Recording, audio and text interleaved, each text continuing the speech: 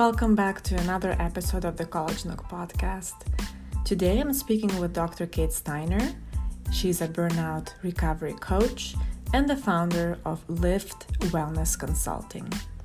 She supports professional women who are burdened by burnout to recovery through a guided reflection process. She holds a Master's of Counseling and a Ph.D. in Counselor Education and Supervision. She has been a researcher in wellness and burnout for over 15 years.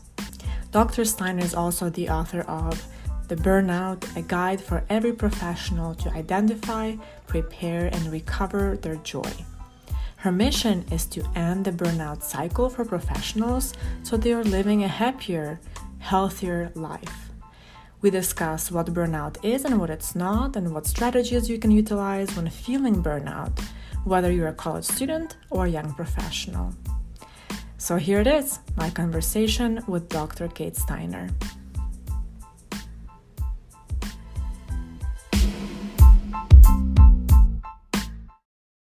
Dr. Steiner, thank you so much for joining me today. It's really great to have you.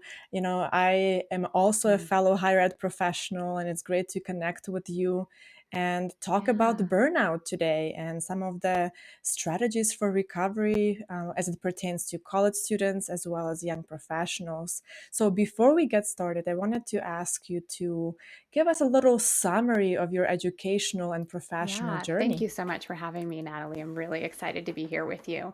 So I'm Dr. Kate, and I am now a burnout recovery expert and coach, and I am doing that full time. And I just made that transition in May, actually. And before that, spent 17 years in higher education and student affairs as a professional, working predominantly in the fraternity sorority advising space. So also had a couple of stints as an assistant dean of students, working with student activities, working with orientation, working with volunteer service programs, as well as student organizations and campus union boards. So I've done a lot on the student affairs side, and I really leaned into this, my research and those kinds of things with burnout right after I had my own experience with burnout and within higher education and working with that. And that really prompted me to dig in more deeply to the research that I was doing in wellness and career longevity and really figure out what is burnout, where does it come from, how can we manage it, how do we recover from it. And that's what I spent my dissertation on and researching, and developed a model that helps us to observe our burnout and how burnout impacts us, helps us prepare for it in a different way, and then helps us recover from it. Wow. 17 years in higher education, that's a lot. I'm not there yet. And I'm not sure if I'm going to get there, to be honest with you, because I'm not sure if folks know, but helping professions, social work, therapists, counselors, medicine, so all of our healthcare professions, those are very high level burnout professions. And before we go into the causes and some strategies, I wanted to maybe define what burnout is and is not. Could you share a little bit about that? So from the work and from my research and what I have found, I have coined the term burn events. And so burn events are daily activities, circumstances, meetings, things that happen within our life that cause us to feel emotional drain, fatigued, and overwhelmed. And now, like I said, these are things that happen kind of within our day. So some day-to-day stressors and those kinds of things, but we need to be mindful of them, because what I have found is that when we don't implement daily recovery practices for these burn events, what they do is compound upon each other and then create that snowball effect that leads into full-on burnout. And so full-on burnout is really identified by the feeling of, feeling as though things are a burden. So waking up and feeling as though things are unmanageable, that you're not even really sure where to start in your work or with school, because it feels so out of control, so unmanageable that you're not even sure like what the starting point is. It also has that extreme Mm. fatigue. You continue to feel that, emotionally drained. But the other key indicator to burnout is that you have lost the sense of joy or connection and passion to something that you used to feel very joyful in doing or very passionate about in doing. And so when you are starting Mhm. to experience those things more days of the week than not, you're probably in a state of burnout. Mhm. So it's interesting how you describe that there are even Mhm. stages Yes. of burnout. First, you have some symptoms, and then later on, it could be a Mhm. full-on burnout. So I guess I wanted to focus a little bit about our college students and talk a little bit about those Mhm. burn events and maybe some strategies for preventing, but also like what do we do? What do college students do if Yeah. it happens? Yeah. So the thing about burn events is that they are going to happen. So, but often these are things that we can actually look at our calendar and predict. So we can say, "Oh, I can expect Mm. that that is coming." So a good example for a college student, and I think this happens on every single campus, is maybe it's around midterms, maybe it's not, but you're looking at all of your syllabi, and it seems like every single instructor and professor you have has had either a paper due or a quiz or a test all on the same week, right?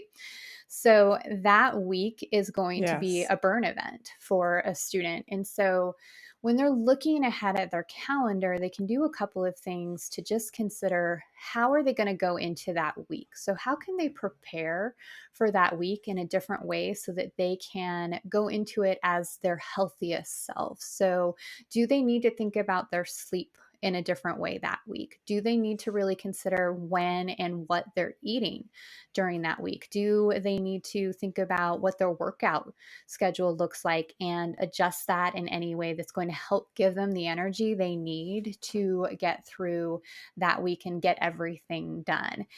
And then something that's really important is for them to have a plan on how they're going to recover once they get through the week. So, having an idea of what they're going to do for themselves to, one, celebrate getting through the week, and two, really recovering from that space and those stressors. And I think a lot of college students might use like the Friday night party Mhm. to do that. And I would say you want to think about something that maybe Yeah. doesn't include heavy drinking as a part of your recovery plan, because then you're going to have to not only recover from the week, but then recover from the hangover that you got from the heavy drinking, right? So maybe thinking about, do you go to a movie with a friend? Do you go out to dinner with someone and just enjoy that time and space? Do you interact socially with folks? Do you, go home to visit family members and, reconnect with people that way? But thinking about recovery in those ways as opposed to, I'm going to go to the party on Friday night. So it almost feels like you have to take a little minute and do Yes. self-reflection and figure out what those events are or what those activities are that make you Yes. feel good. And that really resonates when I think about my heavy Hmm. advising season. And I think to me, I'm an extrovert in some capacity, but honestly, I think I need to still find the time Yeah. to myself. And that is quiet space, maybe a movie night, maybe just a little book that I can read and just forget about people. No more Yes. socializing for me for that period of time. Yes. Um, and I wanted to ask you when it comes to burnout events and just overall burnout, I think what I notice is first year students have the most Hmm. difficulty handling that just because they go from high Hmm. school to college and then these finals week happen, midterms weeks happen. When it comes to this type of environment, I see a lot of students decide to either drop out of college. They're like, I can't do this anymore, um, or they're reconsidering, whether Yeah. college is for them, long term. Do you feel like as higher ed institutions, we can do something better? Because I like to also, this podcast, it's that space where we get to Hmm. dream and, maybe create that space for like ideas for ideal environments. So what do you think higher ed institutions Yeah. could do better? I think higher ed institutions, we have the opportunity to provide so much education for students that is beyond the classroom space, right? And I think that we need to have more open and honest conversations about how hard it can be to be a college student sometimes. And having those conversations when even in those moments when they're very excited about starting the term and those kinds of things, engaging in that excitement and celebrating their excitement as a new student, but also having those open, honest conversations and providing some instruction, about student burnout and what that looks like and what, midterm might look like. And hey, a lot of students experience a lull or, a sense of loneliness after the first 2 or 3 weeks in class and being away from their family, away from, their the day-to-day environment that they've become used to for so long. And, implementing programming in those times and spaces like, hey, we know that our students are going to start to feel a little homesick in week 2 or 3. So Mm-hmm. what kind of programming can we put in place to support them? Do we have a Yeah. conversation? Do we train our orientation leaders to have conversations about burnout and to talk about their own burnout and how they managed and prepared and recovered from it? Clearly, with some training on how to have those conversations and share their Yeah. stories. But I think one of the things that I would love to do, moving from higher education into, my own business space is providing that education to college campuses so that their students and their student leaders are able to have these conversations with each other. Yeah. So you bring up a good point around programming for Mhm. students. And one thing that I think is still area for improvement for a lot of our institutions is training for faculty. Yes. Because I think a lot of times, I totally understand that college is demanding, we have certain Mhm. expectations, but we also have to be mindful of the wellness of our Yeah. students. And I don't want anyone to become soft per se, right? Like I still want college to be rigorous and fun and you grow and develop new skills, but just finding the right balance and Hmm. just being mindful of maybe folks Yeah. are experiencing this in different ways. So I think Yeah. maybe providing also training for our faculty and staff could be also Yeah. another area. Yeah. Absolutely. Could not agree with you more on that for sure. Yeah. Because And they have it's to understand where funny. the students are coming from. Yeah. And they're probably experiencing these things too, right? So they I was have their just own gonna burn say events that that. are happening alongside the students. And then when everyone is in burnout, burnout city or feeling crispy, as I call it, then no one wants to be around each other. So it just creates this Exactly. this echo chamber of burn. Yeah. And I will be honest with you, I think this last year we all felt it the most.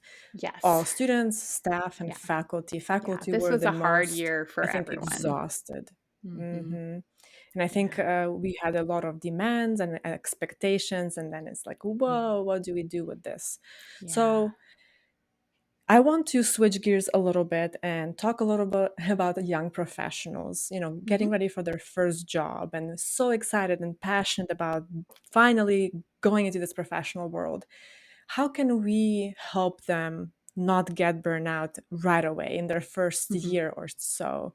Because I notice a lot that honestly, so many people, I was just preparing for our conversation, looking up at some studies, high percentages of folks are feeling Yeah. burnout. So something that organizations and businesses are not doing right, question mark. Mhm. I don't know, like what do you see as main causes for professional burnout? Yeah. So a lot of it does come, can come from the environment that we are working in, right? So, lots of jobs, and we talked about the helping professions, and you know, high demand jobs, lots of hours can be required, and the compensation isn't where it needs to be to actually, compensate people for the skills that they're bringing into and the hours that they're putting into the job. So those are all absolutely contributing factors to burnout. The piece that I work with individuals on and coach and present on a lot of things are how we as individuals can go into those spaces a little bit differently. So for the young professional, I think it's really important to spend some time reflecting on what they need to be able to go to work each and every day. They're being their best version of themselves when they show up in that workspace. And so what they really need to do is figure out, okay, what are my non-negotiable needs that must happen in order for me to be my healthiest self showing up for work each and every day? Does that mean that they need to be able to take a 30-minute break and go for a walk every day? And what are those boundaries that they're establishing early on in their career when it comes to when are you checking email? Do you have email on your phone? Do you have specific hours that you are unavailable because that is the time and space that you are spending in the rest of your life, that you're not going to be able to, respond to work things? And then once you've established what those look like, practicing and figuring out, okay, who do I need to share these boundaries with? So I was doing a workshop on Wednesday and reminded everyone that boundaries aren't boundaries until we tell other people about them. So if they're Mm-hmm. just expectations that we haven't established a boundary until we've informed other people that, hey, this is my expectation and how you are going to treat me. And so, young professionals, it can be a hard conversation to have, but knowing that they need to have those conversations with their coworkers, have those conversations with their supervisors, with their employers, and being open to the feedback that there may be some negotiation with that as a new professional, but Mm-hmm. taking that courageous step to say, hey, I want to be the best performer I absolutely can be for you in this job. I need this thing in order to do that. Mm-hmm. Yeah. So this is important, and I think not all young professionals realize this, that Mhm. it's coming.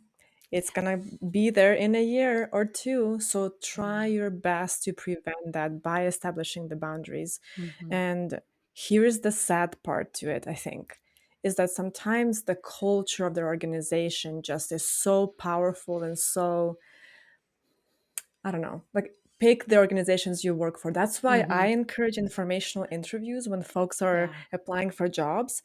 Talk to folks, ask them, do you Mhm. work late nights? Do you work weekends? Are you okay with that? Because Yeah. that might happen to you if you get a job with this company. Yeah. Because I think Yeah. more and more it's becoming kind of like a vicious circle of you getting a Mhm. job for the company and then burning and then getting another job and then burning again. So Yes. I think a bigger problem that I see personally is that we need to start changing things from the top in our Mhm. organizations. And so I think Yes. there's still room for improvement there because, Absolutely. I come from a different culture in Ukraine. Folks have a lot of vacation days and holidays and Mhm. state holidays. And I think that provides that you can like Yes. breathe and reconnect with your Mhm. family and just forget about work. And I wanted to mention that the company here in Denver, Colorado called Guild Education, they started actually implementing full weeks off for the entire company where That's all awesome. folks go off, and then you don't have this anxiety about coming back to a full inbox of emails and Mhm. tasks and things that were due Yeah. last week. Yeah. So I'm sure there are creative ways for our leaders to consider, you know? There absolutely are. And we do need to take a look at that. And I think, I wouldn't say it was a benefit from the pandemic, but I think a reckoning that we're having when it came from the pandemic, as leaders, I think business leaders are starting to recognize that employees aren't going to stay if their work expectations aren't being met, or if they're not able to continue to feel that passion in their work or feel appreciated within their work. So I think companies are going to have to really start taking a look at how they are showing appreciation for their employees beyond the you're doing a great job. Are you, encouraging time off? Are you encouraging space where emails don't have to be answered? Are you encouraging, that space so that employees can really truly have a break from work every single day, and then, periodically throughout the year as well. Yeah. So when we talk about recovery from burnout, what are some of the main things that you recommend folks consider doing? Yeah. Yeah, some of the strategies. Yeah. So a couple of strategies that I really like recommend to people and then utilize in my own life as well. So the first is intentional downtime. So scheduling intentional downtime, and that can be throughout your day. Definitely at the end of the week, scheduling some intentional downtime where you are removed from responding to work things, where you're not thinking about work things or school or the whatever activity is kind of, giving you those burn events in that aspect. And I think you need to take longer times of intentional downtime throughout the year. So those are the times where you actually, spend a little time in vacation. Students in school have that built in a little bit when you Mhm. think about holiday breaks or winter break and those kinds of things, but really utilizing that time to reset and recover and do things that you enjoy so that you are re energized when you return Mhm. to your work or campus. And then there are Mhm. some things that I like to implement really as daily practices that I think are really important. The first is play. We need to be more playful as adults. And, somewhere along the way, I think I was 13 when I, thought that I had to be all serious and couldn't play with dolls anymore and those kinds of things. Mhm. But implementing play is such an important part of our learning and discovery, not just as children, but as adults. It helps us be more creative. It helps us be better problem solvers. It keeps us more joyful. It creates Mhm. energy in us. And there are some simple ways that we can do that. Doing a random impromptu dance party. I also sing to my pets. They're not good songs, but it brings me enjoyment. I don't know that my pets necessarily love it. Yeah. But, you know, just spending time working on a puzzle or puzzle games, laughing with coworkers and friends is a way to be playful. So finding little ways that you can be playful in your life is an important piece to recovery. And then I recommend that everyone has a comfort list. So, the comfort list is a Mhm. list of activities, people, things, places, food that immediately bring you a sense of calm, a sense of comfort, a sense of joy or peace. And having this and reflecting on this before you get into a stressed space will help you more quickly implement something to get you out of that stressed space. So, some of the things that are on my comfort list, and I actually have like a different comfort list for each season, but my summer comfort list Oh, yeah. includes macaroni and cheese, which is actually on all seasons lists. So that's just my number one comfort item. A hug from my husband, time in my hammock, laying outside with, my son, with my face to the sun, enjoying Hallmark movies, some, Netflix shows, those kinds of things, but considering what are things that you can implement that are going to bring you comfort and calm are some of the strategies that I think are important for our recovery. I just started making a list in my head. It would be Yes. mashed potatoes with meatloaf. There you go. And so when we think about burnout, and again, we talked about different stages of burnout, Mhm. at which point do you feel like, hey, maybe there is a need for change? Have you had clients that needed a drastic change in their either lifestyle or even employment? And if Mhm. so, how do we kind of check for those signs? Yeah. I think the point is you can make change at any point in the spectrum when it comes to burnout, right? So from early on, even when you are not feeling any kind of burnout and maybe you don't see any burn events on your horizon, you can still make changes at that point Mhm. in time. And part of that is the reflection piece and like, okay, when it does come about, how am I going to manage that in a different Mhm. way? Or when I need recovery, what am I going to put in place for my recovery? So I think that change is always a possibility through that. Once you get to the, more toward the end of the spectrum where the burnout is really impacting your ability to do your work, to function throughout your day, that's the time and space that you may need some more professional help. So whether that be someone like me who coaches you through that, or seeing a counselor, or even, working with a clergy member, but connecting with someone in a more professional space to help you work through that. And the biggest reason for that is that you are probably in a state of mind where the majority of your function is through stress response and emotion. And so you're more so just feeling things through and you're just trying to get through the day.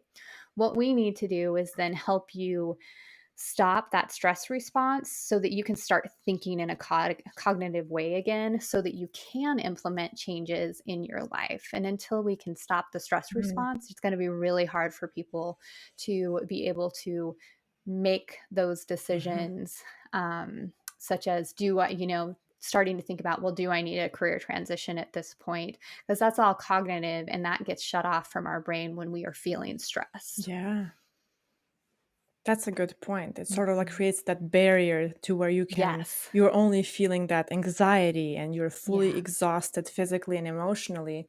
And there's no way you can implement a new thing or gather yourself to go potentially apply for jobs. So, Yeah, and yeah, you may try the application and then you may find yourself frustrated because it's not working for you. And it's funny how much our emotional, state can impact even our writing in a cover letter yeah, yeah, absolutely. Or interviewing, or your interviewing. answers during Absolutely, the, yeah, and how you come across in yeah. an interview. Wow, good points. Really, I never even thought about that. That's true. Um, so I guess I wanted to wrap up by asking you one last question. And then I Sure. tried during season two, it's going to be the same question for all of my guests. And that is, what would be the one piece of advice you would give your first year self, like freshman self in college? Oh. Oh, freshman Kate was such a mess. Gosh, she really enjoyed college. I think I would tell her to take it slow, to not worry about picking a major so much right now, and to just explore the classes that were Mhm, available to her to mhm. figure out where her passion might lie in the career space. So really just taking that time, Yeah. not committing necessarily for any specific major, and that is so true. I work within a certain department, and folks are like, "I will do this for the rest of my life." And I say, I guarantee you, you won't. So don't create that barrier right Yeah. away. Just go in with an open mind. You'll never know. Yeah. Maybe you'll enjoy one of our core classes, and Yes. that could kind of lay the foundation for your future Mhm. interest and passion. That is a great Yeah. advice. Thank you so much. And then I wanted to ask, how would our listeners be able to connect with you or find the work that you do? Yeah. So you can find me easily on Instagram. I'm at Dr. Kate Steiner on there. So that is one way folks can find me. But you can also find and learn more about me on my website, and that is liftwellnessconsulting.com. And that's LIFT wellnessconsulting.com. Awesome. Thanks so much, Dr. Kate. I really enjoyed our Thank you for having conversation, me. and I Yeah. think it's going to be tremendously useful to all of my listeners. Thank you Yeah. again. Yeah. Happy to be of service.